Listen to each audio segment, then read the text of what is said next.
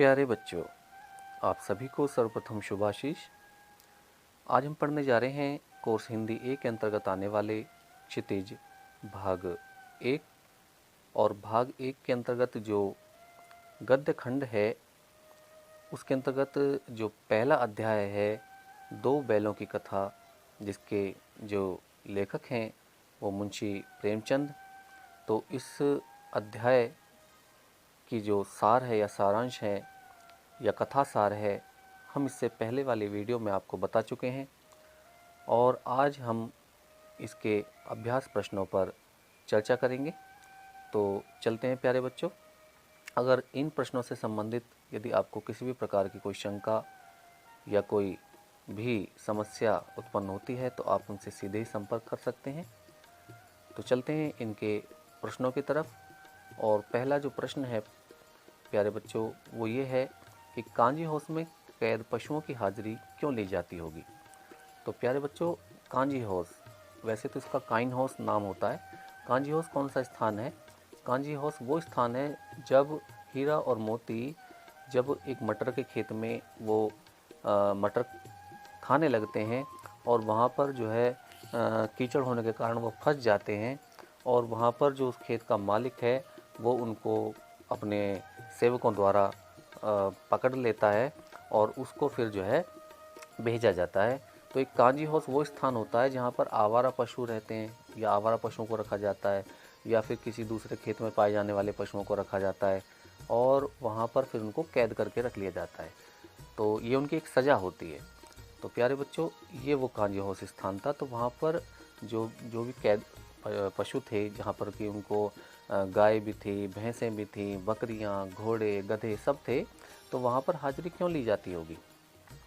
तो प्यारे बच्चों, इसमें हम अपने अपने तरीके से उत्तर दे सकते हैं। तो अब हम लिख सकते हैं इसके लिए कि कांजी हाउस में कैद पशुओं की हाजिरी इसलिए ली जाती होगी ताकि कैद पशुओं की संख्या का पता चल सके और पता लगाया जा सके कि कोई भाग या मर तो नहीं गया। तो हम ये लिख सकते हैं कि कांजी हाउस में जो सेवक जो उनके हाजिरी लेते थे पशुओं की, तो वो इसलिए लेते होंगे कि एक तो उनकी संख्या का पता चल सके और दूसरा ये पता चल सके कि उनमें कोई भाग या मर तो नहीं गया। ठीक है प्यारे बच्चों, तो इस प्रश्न का उत्तर आप इस तरीके से कर सकते हैं। अब चलते हैं अगले प्रश्न की तरफ। और अगले प्रश्न में आप देखेंगे कि छोटी बच्ची को बैलों के प्रति प्रेम क्यों उमड़ आया, या छोटी बच्ची के मन में बैलों के प्रति प्रेम क्यों उमड़ आया। तो आप देखेंगे कि जो छोटी बच्ची थी, जो दोनों बैलों को जो एक एक रोटी वो लेकर के आती थी, उसके हृदय में उन बैलों के प्रति प्रेम क्यों उमड़ आया। तो इसके लिए हम लिख सकते हैं इस उत्तर में कि छोटी बच्ची की जो माँ थी वो मर चुकी थी, यानी उसकी जो माँ थी वो मर चुकी थी।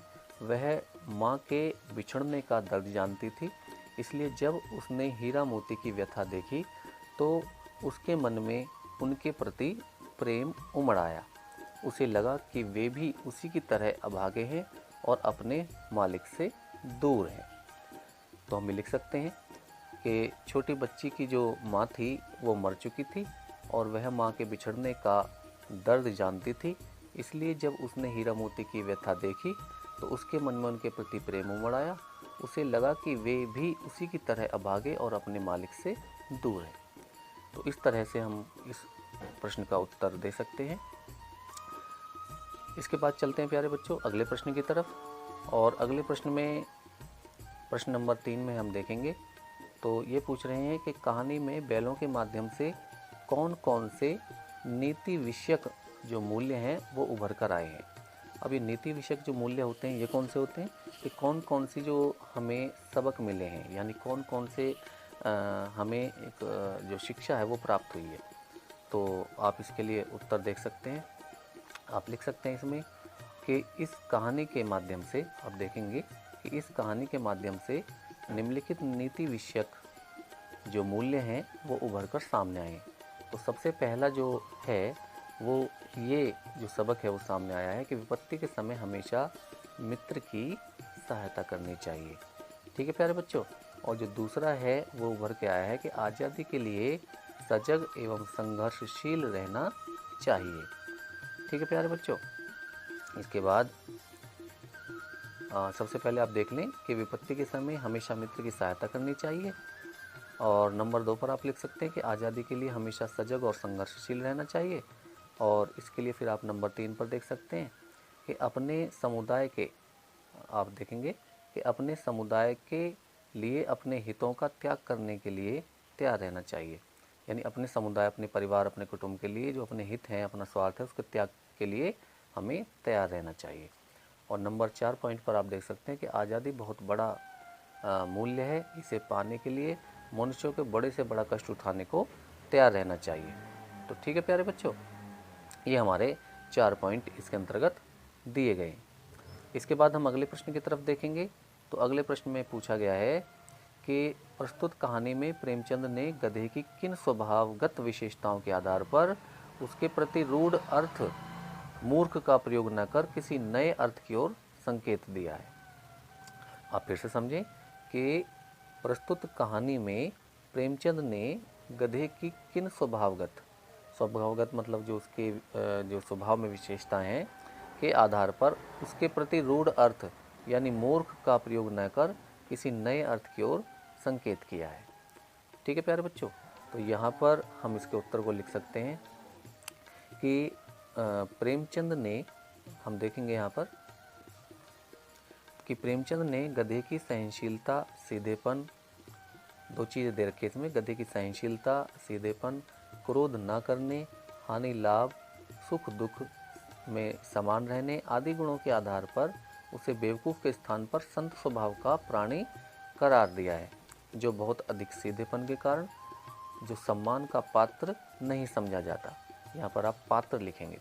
ठीक है बेटा, पात्र, जो सम्मान का पात्र नहीं समझा जाता। तो प्रेमचंद ने गधे की सहनशीलता, सीधेपन, क्रोध न करने, हानि लाभ, सुख दुख इत्यादि में समान रहने आदि गुणों के आधार पर उसे बेवकूफ़ के स्थान पर संत स्वभाव का प्राणी करार दिया है, जो बहुत अधिक सीधेपन के कारण सम्मान का जो पात्र नहीं समझा जाता। ठीक है बच्चा, इस तरह से हम जो है इस प्रश्न का उत्तर दे सकते हैं। अब चलते हैं अगले प्रश्न की तरफ। अगले प्रश्न में पूछा गया है कि किन घटनाओं से पता चलता है कि हीरा और मोती में गहरी दोस्ती थी। वो कौन कौन सी ऐसी घटनाएं हैं जिनसे पता चलता है कि हीरा और मोती में बहुत ही गहरी दोस्ती थी। तो हमें उनको पॉइंट के आधार पर भी हम जो है उन्हें दे सकते हैं, उत्तर को लिख सकते हैं। तो हम यहाँ पे लिखेंगे कि हीरा और मोती दोनों बैलों में गहरी दोस्ती थी। कहानी के कुछ प्रसंगों के माध्यम से यह बात स्पष्ट होती है। अब ये कौन कौन से ऐसे प्रसंग हैं जिनसे बात स्पष्ट होती है, तो हम यहाँ पर देखेंगे कि दोनों एक दूसरे को चाटकर और सूंघकर, यानी दोनों एक दूसरे को चाटकर या सूंघकर अपना प्रेम प्रकट करते थे। ठीक है, दूसरे पॉइंट में हम लिख सकते हैं कि जब ये दोनों बैल हल या गाड़ी में जोत दिए जाते तो दोनों ज़्यादा से ज़्यादा बोझ स्वयं झेलकर दूसरे को कम बोझ देने की चेष्टा करते।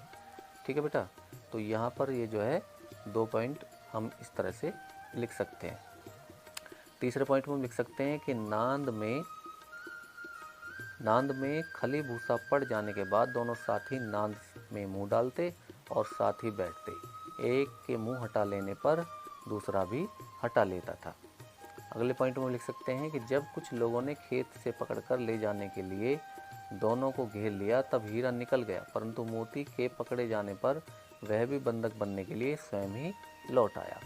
यानी इससे भी सिद्ध होता है कि जब उसका एक साथी पकड़ा गया तो वह चाहता तो भाग सकता था, लेकिन उसने अपने साथी के साथ ही पकड़े जाने को ही उचित माना और वो वापस लौट आया।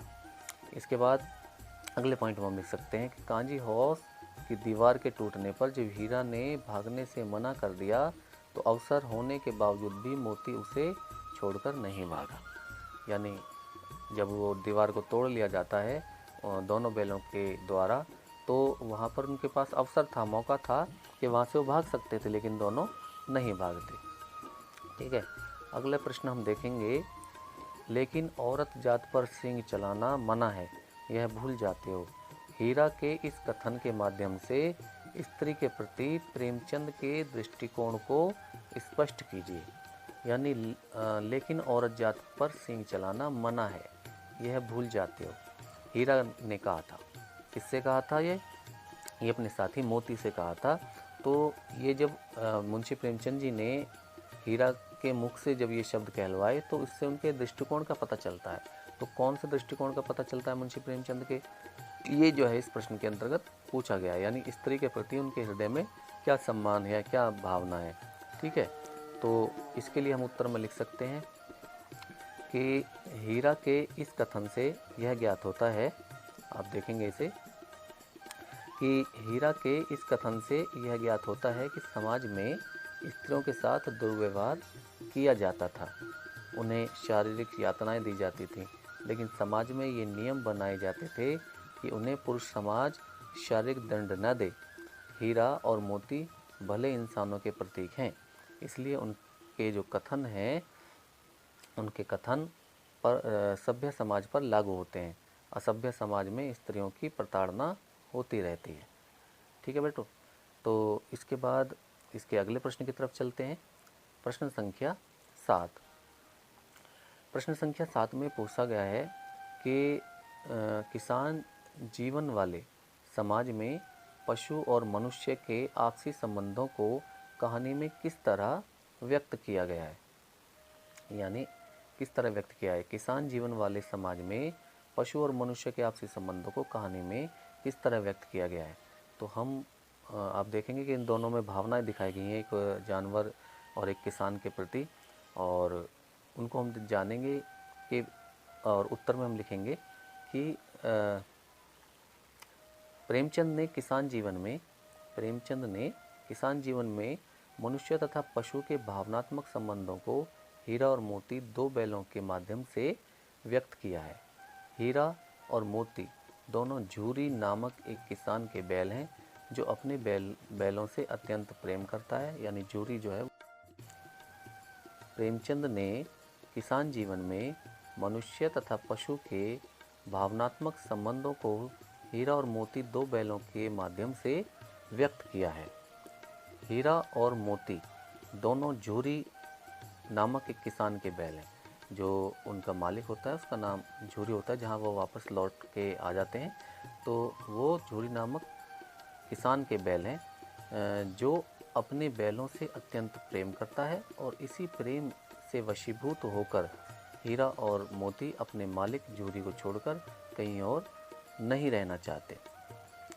इससे यह स्पष्ट होता है कि पशु भी स्नेह का भूखा होता है, यानी प्रेम का भूखा होता है। यानी अपने मालिक के जो लगाव है, स्नेह है, वो उसका भूखा होता है, और प्रेम पाने से वे भी प्रेम व्यक्त करते हैं, और क्रोध तथा अपमान पाकर वे भी असंतोष व्यक्त करते हैं। यानी आप उनके प्रति अगर हमदर्दी रखेंगे, अगर आप उनके प्रति प्रेम रखेंगे, तो वो भी जो है प्रेम व्यक्त करते हैं, यानी सूंघ कर, चाट कर, पूंछ हिलाकर इस तरह से अपना प्रेम व्यक्त करते हैं।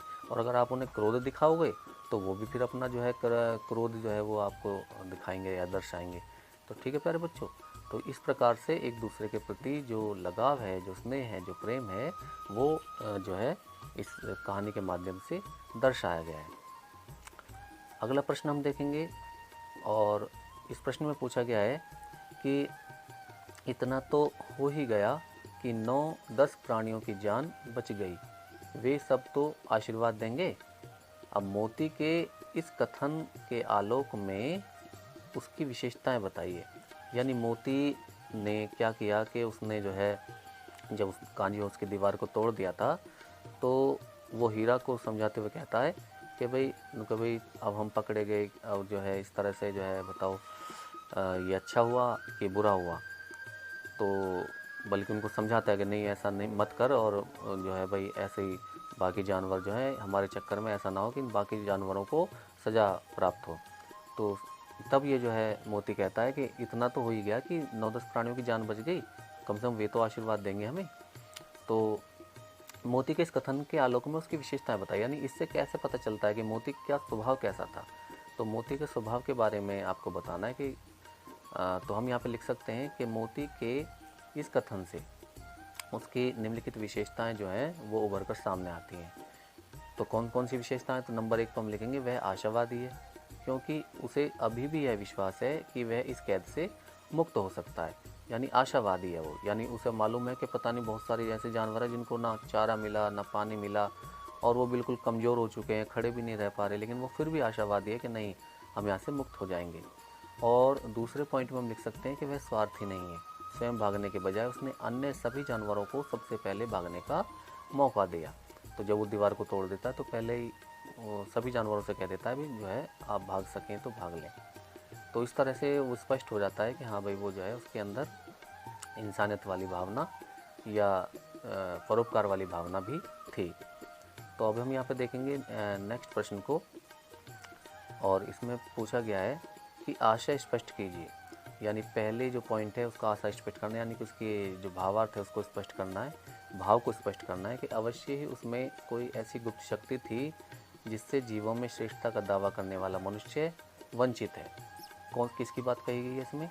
इसमें कही गई है गधे की बात, कि उसमें कोई ना कोई तो ऐसी शक्ति है कि वो अपने आप को बिल्कुल एकाग्र रखता है, एक जैसा रखता है। तो उसमें कोई ऐसी गुप्त शक्ति अवश्य है। तो इसका जो भाव है वो स्पष्ट करना है। और दूसरा जो है वो पूछा गया है कि उस एक रोटी से उनकी भूख तो क्या शांत होती, पर दोनों के हृदय को मानो भोजन मिल गया। यानी पेट तो नहीं भरा, लेकिन उनका जो मन था, उनका जो हृदय था, वो जरूर भरा आया। तो इन दोनों को का जो भाव है वो आपको स्पष्ट करना है या अर्थ स्पष्ट करना है। तो हम यहाँ पे लिख सकते हैं भाई, प्यारे बच्चों के पहले नंबर की जो बात पूछी गई है तो उसमें हम लिख सकते हैं कि हीरा और मोती बिना कोई वचन कहे एक दूसरे की मन की बात समझ जाते थे। प्राय वे एक दूसरे से स्नेह की बातें सोचते थे। हालांकि यद्यपि मनुष्य स्वयं को सब प्राणियों से श्रेष्ठ मानता है, किंतु उसमें भी ये शक्ति नहीं होती। ठीक है, तो हीरा और मोती में कोई बिना कोई बात कहे, यानी वो एक दूसरे से कोई मुंह से कोई शब्द भी नहीं बोलते थे, लेकिन फिर भी एक दूसरे की बातों को समझ जाते थे। तो और अपनी भावनाएं भी प्रकट करते थे, एक दूसरे से बातें भी करते थे।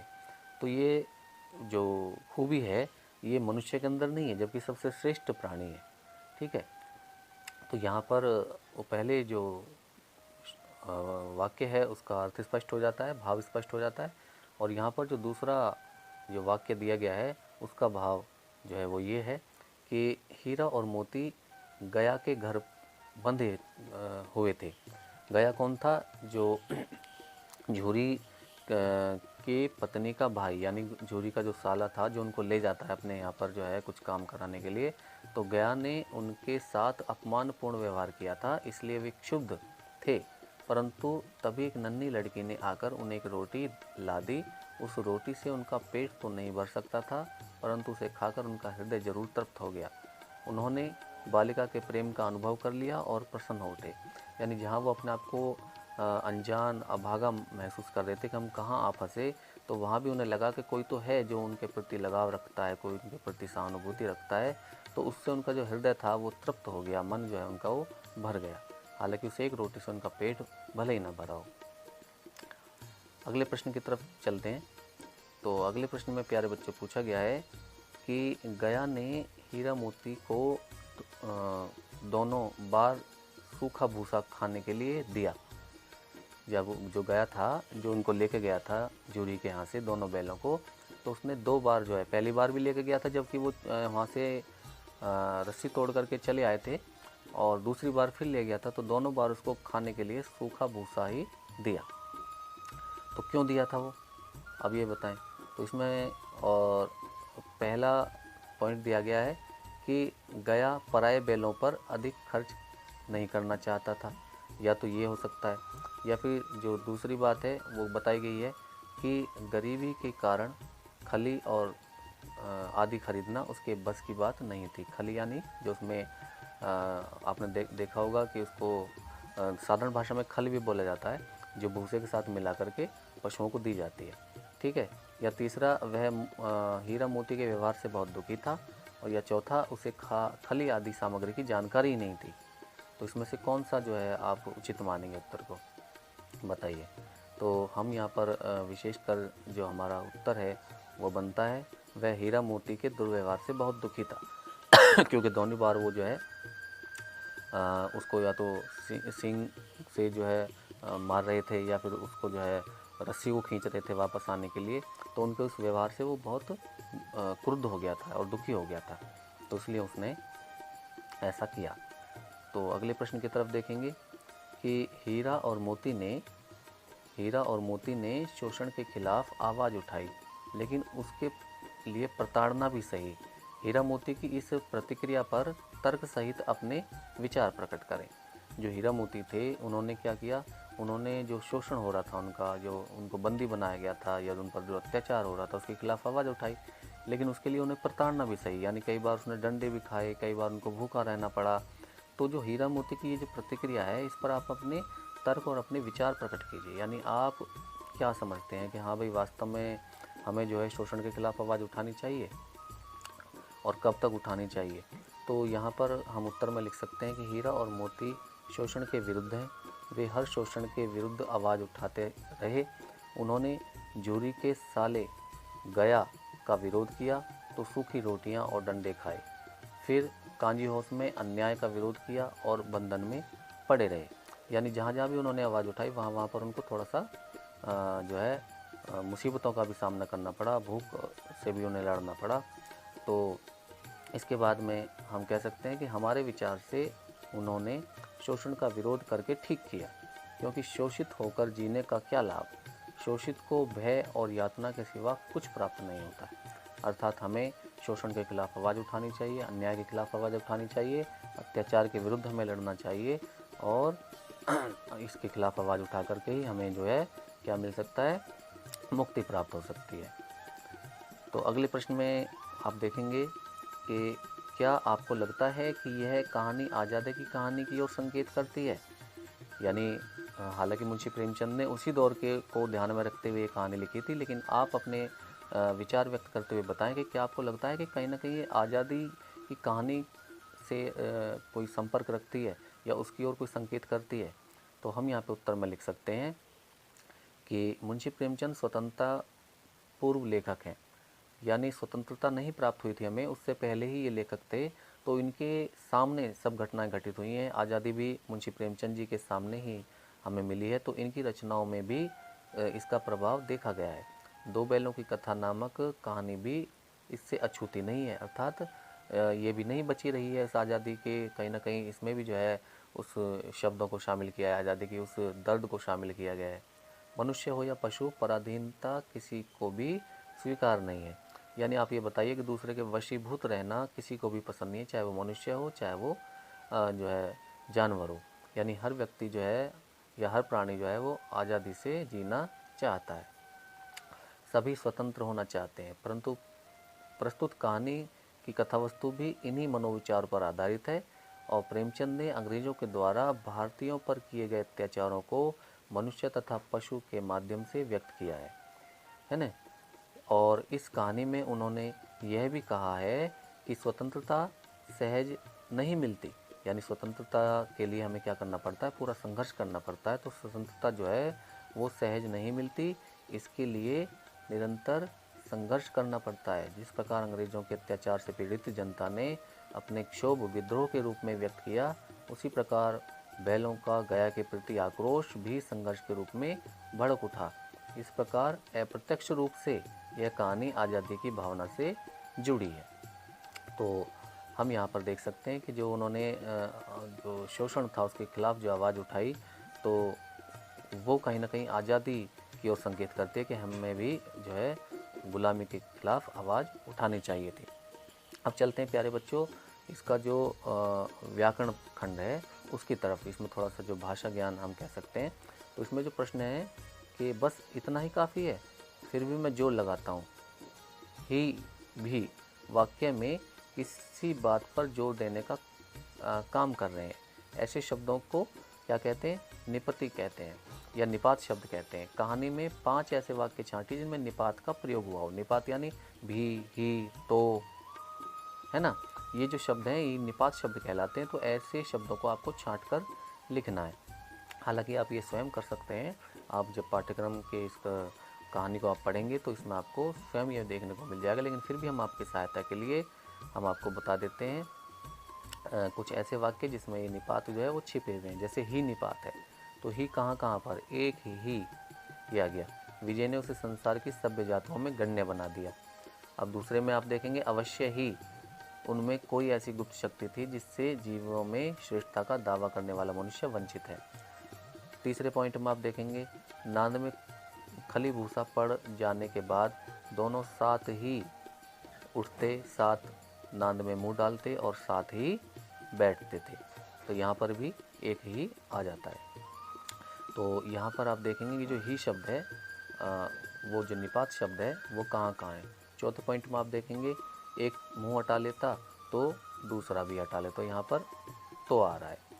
और पाँचवें पॉइंट में आप देखेंगे कि अभी 4 ही ग्रास खाए थे, 2 आदमी लाठियाँ लिए दौड़ पड़े और दोनों मित्रों को घेर लिया। तो ये ऐसे शब्द हैं जहाँ पर आपको निपात शब्द जो है वो देखने को मिल जाएंगे। अब यहाँ पर है भी निपात। इन्होंने कौन कौन सी निपात की बात कही है? ही और भी, ठीक है, वाक्य में किसी बात पर जोर देने का काम कर रहे हैं, ऐसे शब्दों को निपात कहते हैं, है ना। तो ये 2 निपात शब्द जो है वो छांट के लिखने। तो ही छांट हमने आपको बता ही दिया कहाँ कहाँ पर है ही निपात। तो ही निपात हमने बताया यहाँ पर है, यहाँ पर है, ठीक है, और आप देखेंगे यहाँ पर भी है। तो ये ही निपात था। और अब चलते हैं दूसरे भी निपात की तरफ। तो जहाँ पर भी निपात है उनमें से कुछ वाक्य ये हैं, तो जिसमें आप देख सकते हैं कि कुत्ता भी बहुत गरीब जानवर है, उसके चेहरे पर एक स्थायी विषाद स्थायी रूप से छाया रहता है, सुख दुख हानि लाभ किसी भी दशा में बदलते नहीं देखा। और तीसरे पॉइंट में आप देखेंगे कि 4 बातें सुनकर गम खा जाते हैं फिर भी। ये जो भी जो निपात हैं वो आपने देख लिया होंगे। आगे भी देखें आप, 2 पॉइंट और देखें। तो इसमें आप देखेंगे गांव के इतिहास में यह घटना अभूतपूर्व न होने पर भी महत्वपूर्ण थी। और 5वें पॉइंट में आप देखें, जूरी इन्हें फूल की छड़ी से भी न छूता था, इसकी टिटकार पर दोनों उड़ने लगते थे, यहाँ मार पड़ी, है ना। तो यहाँ पर हम देखेंगे कि ये जो भी निपात है और ही निपात है ये किन किन वाक्यों में आया हुआ है। चौथे प्रश्न में आप देखेंगे कि ये थोड़ा सा रचनात्मक जो है प्रश्न है। तो इस रचनात्मक प्रश्न में हम देखेंगे कि रचना के आधार पर वाक्य के भेद बताइए, उपवाक्य छांटकर उसके भी भेद लिखिए। तो पहले तो नंबर पर हमें दिया गया कि दीवार का गिरना था कि अधमरे से पड़े हुए सभी जानवर चेत उठे। अब हमें बताना है कि कौन सा जो है ये वाक्य है। यानी ये 3 प्रकार के वाक्य होते हैं, एक तो सरल वाक्य, एक संयुक्त वाक्य और एक मिश्र वाक्य। तो ये तीनों में से कौन सा वाक्य है हमें ये बताना होगा, ठीक है बेटा। और आगे हम चलते हैं। इसके बाद में है, सहसा एक डढ़ियल आदमी जिसकी आंखें लाल थी और मुद्रा अत्यंत कठोर थी वो आया, ठीक है। तो हम यहाँ पे तीसरा वाक्य जो है वो देखेंगे, हीरा ने कहा गया के घर से नाहक भागे। और चौथा वाक्य, मैं बेचूंगा तो बिकेंगे। और 5वां वाक्य है, अगर वह मुझे पकड़ता तो मैं बेमारे न छोड़ता। तो ये हमारे वो वाक्य हैं जिनका हमें जो है एक तो ये बताना है कि ये वाक्य है कौन सा, और दूसरा जो है वो हमें इसका जो उपवाक्य है वो बताना होगा। तो हम यहाँ पे देखेंगे कि ये जो कौन कौन से वाक्य हैं ये, तो हम यहाँ पे देखेंगे कि यहाँ पर जो है संयुक्त वाक्य है, पहले वाले वाक्य में संयुक्त वाक्य है और संज्ञा जो है इसका उपवाक्य है, यानी संज्ञा उपवाक्य है इसका। दूसरा जो वाक्य है वहाँ पर हम देखेंगे कि यहाँ पर जो है मिश्र वाक्य है और विशेषण इसका उपवाक्य है। तीसरे वाक्य में भी मिश्र वाक्य है और संज्ञा इसका उपवाक्य है। और जो चौथा वाक्य है यहाँ संयुक्त वाक्य है और क्रिया विशेषण इसका उपवाक्य है। और जो 5वां और अंतिम वाक्य है वहाँ पर संयुक्त वाक्य है और क्रिया विशेषण इसका उपवाक्य है, ठीक है बच्चों। तो यहाँ पर इसके बाद जो है क्वेश्चन नंबर 15 की तरफ चलते हैं। और क्वेश्चन नंबर 15 में जो पूछा गया है वो ये पूछा गया है कि कहानी में जगह जगह पर मुहावरों का प्रयोग हुआ है, कोई 5 मुहावरे छांटिए और उनको वाक्य में प्रयोग कीजिए। यानी कोई भी 5 आपको छांटने इस पूरी कहानी में प्रयोग होने वाले और उन्हें अपने शब्दों में फिर उसको प्रयोग करना है। तो आप देखेंगे पहला जो मुहावरा है वो है हिम्मत हारना, जिसका मतलब होता है निराश होना। तो आप इसे अपने वाक्य में प्रयोग कर सकते हैं, जैसे हमने किया है कि इस असफलता के बाद राहुल हिम्मत हार गया। है नहीं। आप इस तरह से इनको प्रयोग कर सकते हैं। दूसरा जो मुहावरा था वो था टकटकी लगाना यानी निरंतर देखना। आप इसे अपने वाक्य में प्रयोग कर सकते हैं, जैसे हमने किया है कि वह दरवाजे पर टकटकी लगाए देखता रहा। तो इस तरह से आप अपने जो है इन मुहावरों को अपने वाक्य में प्रयोग कर सकते हैं। तीसरा जो मुहावरा है वो है जान से हाथ धोना, यानी कि मर जाना, यानी जान से हाथ धो लिया। अब आप इसको वाक्य में प्रयोग कर सकते हैं, जैसे हमने किया है कि यह काम बहुत खतरनाक है, थोड़ी भी गलती हो जाने पर जान से हाथ धोना पड़ सकता है। चौथा जो मुहावरा है वो है ईंट का जवाब पत्थर से देना, यानी कड़ी प्रतिक्रिया, यानी सामने वाले के क्या नाम है क्रिया की प्रतिक्रिया। तो हम इस तरह से भी दे सकते हैं इसके जो है वाक्य में प्रयोग कि युद्ध के मैदान में भारतीय सैनिकों ने दुश्मन की ईंट का जवाब पत्थर से दिया। तो इस तरह से हम जो मुहावरे हैं इनको अपने वाक्य में प्रयोग कर सकते हैं। ठीक है बच्चों, अगला मुहावरा जो है वो है दांतों पसीना आना, यानी कठिन परिश्रम करना। ठीक है, तो हम इसको भी जो है वाक्य में प्रयोग कर सकते हैं, जिस तरह से इतना भारी सामान उठाने से राकेश के दांतों पसीने आ गए, है ना। तो हम इस तरह से इनको वाक्य में प्रयोग कर सकते हैं। तो ये थे हमारे इसके इस अध्याय के प्रश्न, और आशा करते हैं कि आपको सभी प्रश्न और उनके उत्तर जो है वो समझ आ गए होंगे। यदि आपको इनसे संबंधित किसी भी प्रश्न को लेकर के कोई शंका होती है तो आप उसके लिए संपर्क कर सकते हैं और फिर हमसे उसका समाधान प्राप्त कर सकते हैं। ठीक है बच्चों, तो चलते हैं फिर आप, और अपनी एक नई वीडियो आपके लिए नए लेसन की और नए उसके अभ्यास प्रश्नोत्तर की हम लेकर के आएंगे। तब तक के लिए आप सभी को पुनः शुभाशीष। धन्यवाद।